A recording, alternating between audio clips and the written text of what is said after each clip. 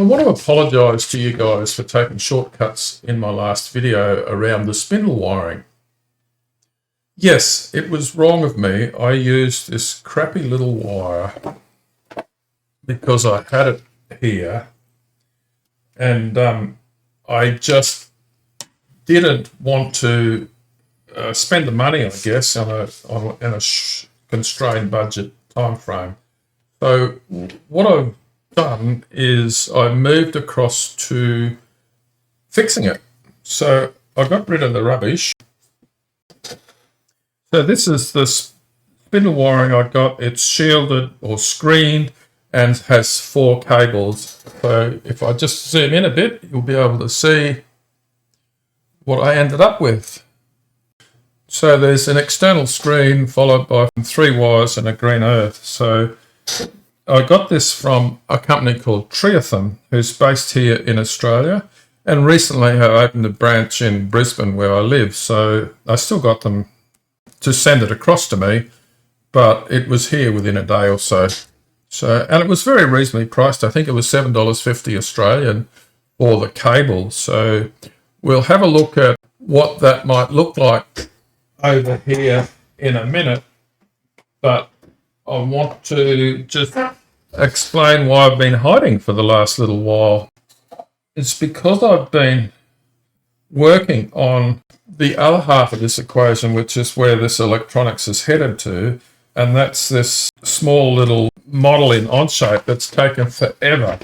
And I guess I didn't have any clue of what this might look like, and over time it became difficult because I was having to check each component and start from a zero base because I didn't really have any CAD parts designed. So what I found is over time people gave me ideas to improve my model, and what that meant is that I had to rework things, which often broke things. And now I'm happy now. The model, as you see it there now, weighs about 155 kilos, and it has 840 by 550 is the table size, and there's around about 330 millimeters in travel in the z-axis. So it's actually quite a capable machine. 2.2 kilowatt spindle. I've just got lots to do still on the drawings and part numbers to be able to bring it to life. So more on that later. Some of the things that I had to deal with is it all started because I had a 700mm piece of gear rack here. So that's what was the base of it, which is the z-axis on the other side of it is the x-axis up here is the base. And I've also set this up so I can add or upgrade it to using ball screws both here and also on the table. On the table, I would need to simply replace this part here to put the motor in the right spot. And over here on the gantry, there's a spot there to already lined up for one of the ball screw collars, or the DSGs they call them, I think. So that's what I've been doing. So the remaining things to do for me here is to get the part numbers and everything and drawings, because there's around about 25 or 30 parts that need to be made, custom parts to make this work. So hopefully I can do that on my local mill, on my little manual mill. Look, if you enjoy the content that I provide here on this channel, then please feel free to duck over to ko-fi.com, ko-fi.com/MrRodW and buy me a coffee, because I enjoy having a cup of coffee. Now, if on the other hand you're looking for my custom installer, my Trixie installer, and also if you're looking for continuing support the channel on a daily basis, on a monthly basis, then duck over to MrRodW.au, and there's more details there. If you join as a member at certain levels, you get full access to our Discord server, and that's slowly developing to be a useful resource, and there's some handy guys there that are helping without me needing. So I'm no expert in any of this, so don't hesitate to duck over there to MrRodW. All the parts I've decided I'm going to get from JLCMC. I found previously when I built machines, to get parts at an affordable price, I was scouring the internet to find parts, and I was waiting for this part to arrive and this part to arrive. And there's only a limit to what you can get through Amazon. But with JLCMC, they have all the parts. I've slowly started to put some of the parts together that I want. They've got all the extrusions, and they'll cut them to length.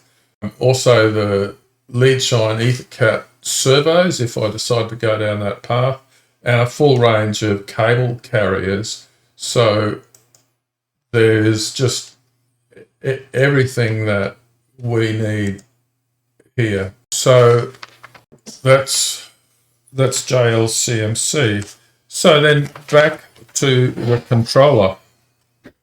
This is where we are here now. And in my last video, we had the spindle wired up and running forward, and I put these relays in here, and one of them is attached to X2 terminals over here on the VFD. So this allows me to run the reverse signal. And note to self is that make sure that you've got the right pin on this board that is triggering the right relay to here. So I had a little bit of trouble working all that out, but now that we're going. So if we then have a look at, in Linux CNC, I've got this all working now. On the spindle, we might just have a look at that now that we're doing it. If we go up and issue an M3 to start the spindle in a forward direction and go forward, you'll see here now that if we watch the spindle, you should see it move as I duck over here and hit M3 as 6000 go. So it's spinning there in an anti-clockwise direction. There's an arrow here showing the arrow travel. And if we then go and do an M4, it will now run in reverse. So it's going to stop, and just watch it, it's running that way, now it's going back the other way. So that's all working. And if we have a look at that speed now, make sure that my hand is in the window.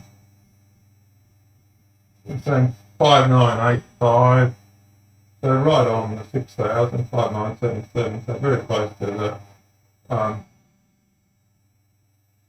very close to the 6000 that we asked for. So that's pretty good. Pretty good. And an M5, we've got that. Also, I did some work on the coolant, which we've talked about before. I've got the coolant, put it on its side, actually this way. I've got the coolant here, and I've got this little pump, and if we then duck across to get the two together again, this time, if I go to the front screen and turn on the flood coolant, this little pump should start. And at this stage, I haven't yet sourced the parts to get a hose from here to here, but I found the old, I found the nipple. So if I turn the flood on, and also M8 I'm pretty sure, is flood coolant. M9 turns it off. So that's all working well. I cleaned up the e-stop side of things, so I've now got the e-stop all working properly. So if I hit the e-stop button, so if we have a look here with the e-stop now, and also have a look up on the Linux CNC, if I hit e-stop, it grays out there. So it's inactive. And if you watch things, if I turn the e-stop back on, then this will become active and then I can turn it on again. Still homed. So that's now, I'm happy with that. That's using e-stop latch. Was to look at probing. Probing is a G38.2 F100. So if we have a look at this here now, so if I run the command, G-code command, G38.2, Z minus 100 millimeters, at a feed rate of 100 millimeters a minute, then we'll go off and we can imagine the tool is sitting above this and we're going to bring it down and sense the height. If we run that command, we'll see the Z-axis start moving. And if I press this, it stops. The probe input came on, it stopped, and we're 3.769 there. So if we were going to use the G54 touch off, probably use G54, and if I set that to 0, then what we have then is the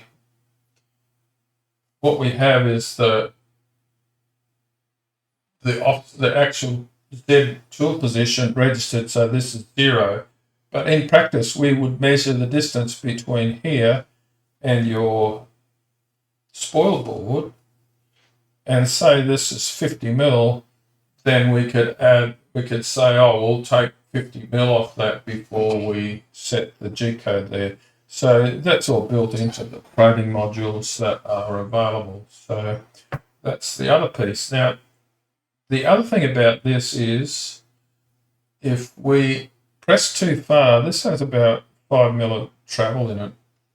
And there's an over travel switch. So if we watch Linux CNC again, we'll see that I will run into e-stop if I start pressing here. I felt it then, and you can see now that it's gone into e-stop. I clear the e-stop before I can continue. Now, the other way that you can wire this in is wire it in on the Z-axis limit switch. So you can wire this in on the Z-axis limit switch is the other way, and that way you could just come off limits and continue with your job. But when I looked around, I felt that it was preferable to build this into the e-stop command, and because there's no electronics in it, there's no need to add anything to this, any other electronics. You can just wire it in hardwired. So this is now part of my e-stop chain. How I document things. Now, I know people spend a lot of time designing circuit boards and stuff like that and drawing something up physically, but in practice it doesn't really help in my mind, and also it takes a lot of time to prepare something like that. So what I do is that, and whether I'm using EtherCAD or NISACAD or this one, I just create a document, and having it as a document as opposed to a spreadsheet makes it easier to maintain, and you can add notes and things like that. So basically what I do now is that as I commission a machine, now I've got this written out before I start, then I know where I'm going. So here it says, oh yeah, parallel port number 3 is X direction and P2 is X step. So that is how I do these things. It's quick and easy to do. It doesn't take long, and often we're not so constrained on the machine's parallel port pinout numbers, I will have a few blank ones. So if I've got that and I say, oh, I'm going to add coolant, I'll come over here and I'll pick the pin, I'll write my direction in there, instructions in exactly where it's been connected to, and that means I will have it set for the future. That looks like it sums up pretty much everything I wanted to talk to you today. So remember, if you wish to buy me a copy, go over to ko-fi.com MrRodW, and if you want to join us or get your hands on our installer, then go over to MrRodW.au. So thank you very much for watching, and we'll see you in the next video.